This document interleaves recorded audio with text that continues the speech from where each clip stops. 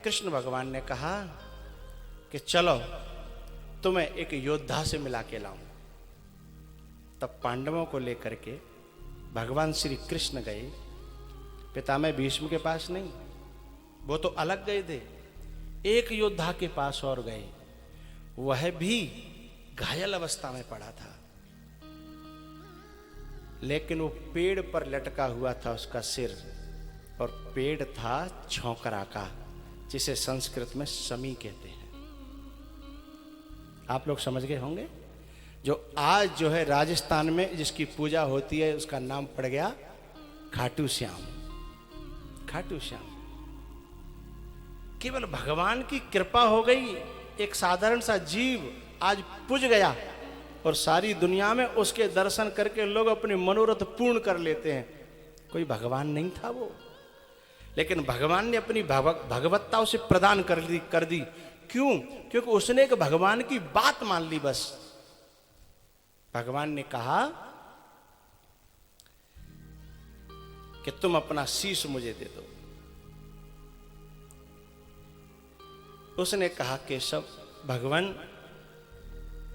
मैं आपकी आज्ञा को टालना तो नहीं चाहता, पर मेरी एक इच्छा, जो कहते हैं ना कि मरते समय सरकार भी पूछती है कि तुम्हारी कोई आखिरी इच्छा, आप नहीं पूछोगे? बोले बिल्कुल पूछूंगा, बताओ तुम्हारी आखिरी इच्छा क्या है।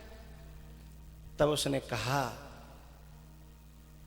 कि मैं महाभारत का युद्ध अपनी आंखों से देखना चाहता हूं, अपनी आंखों से।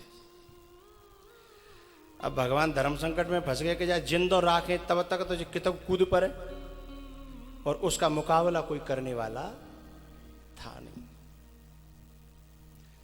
भगवान ने कहा ठीक है, तू अपने हाथों से अपनी गर्दन उतार करके अपना शीश मुझे दे दे, और जब तक महाभारत चलेगा तब तक तू मरेगा नहीं, तेरा सिर जो है जीवित रहेगा। धड़ को अलग कर दिया, धड़ गिर गया, सिर जो है ज्यों के त्यों बिना किसी कष्ट के और समी के पेड़ पर टंगा रहा।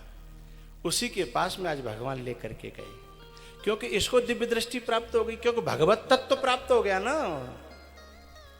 और जीव अल्पज्ञ होता है और भगवान सर्वज्ञ होता है, यानी सब कुछ जानने वाला, तीनों कालों की जानने वाला। तो वो शक्ति प्राप्त हो गई तो इसको भी सब नजर आने लगा। इसके पास में गए तो अर्जुन का थोड़ा जो अहंकार जो फटा पड़ रहा था, तो भगवान ने अर्जुन से कहा इनसे पूछो कि महाभारत में किस किस की वीरता देखी तुमने, किसका युद्ध कौशल देखा, किसके बाणों की बौछार देखी।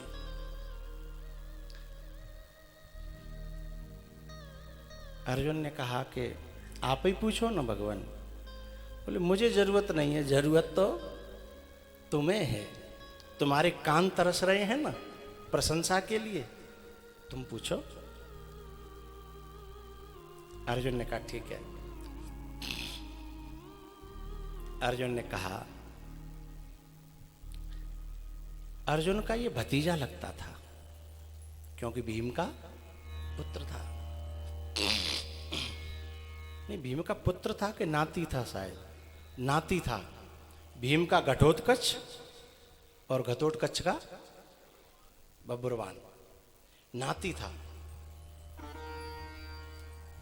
उसने अर्जुन ने कहा बेटा, तुमने युद्ध में अपने पूर्वजों के कौशल देखे, जरा बताओ तो सही, तुम्हें क्या क्या देखा।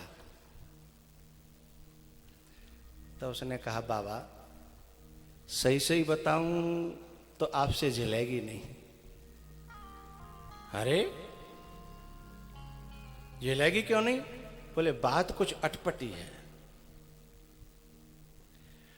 न तो आप पे झिलेगी, न समझ में आएगी और न पचेगी। अर्जुन बोला कि अरे मैं भगवान श्री कृष्ण का शिष्य हूं, मैं इंद्र का पुत्र हूं। तब उसने एक ही बात कही, बोली यही अहंकार तो ले मरे हो तुम्हें, आपको बुरा लगेगा। बोले यही अहंकार ले मरा। सच बात यह है कि युद्ध में तुम सब तो कठपुतली की तरह नाच रहे थे, और ये सब युद्ध तो ये मुरली वाले ने किया है, और कोई इसमें युद्ध करने वाला था ही नहीं। सोई अर्जुन को मोह लटक गो कि हम कर करके मर गए। तो कर्ता भाव से, कर्तृत्व भाव से यदि कोई करेगा तो फिर देखना ही पड़ेगा ना ऐसा।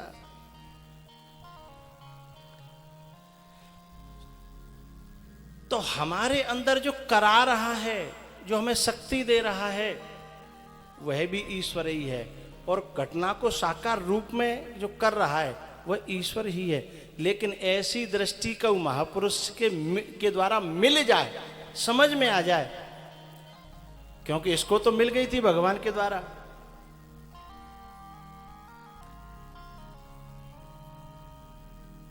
तो पार्वती जी सच में उस दृष्टि को प्राप्त कर चुकी हैं। इसीलिए भोले बाबा से कह रही हैं, मेरी तो कोई औकात नहीं थी, आपने ही किया जो कुछ किया। आप न करते तो शायद मेरे जीवन में ये न होता। इसलिए शंकर भगवान पार्वती का हाथ थाम करके विवाह करते हैं और अर्धांगिनी बनती है। तो सोचो, इस संसार के जीव पद से उठ करके और ईश्वर की अर्धांगिनी बनना, ये हर जीव के बस की बात है। लेकिन कोई अपने आप को उसे समर्पित कर दे तो।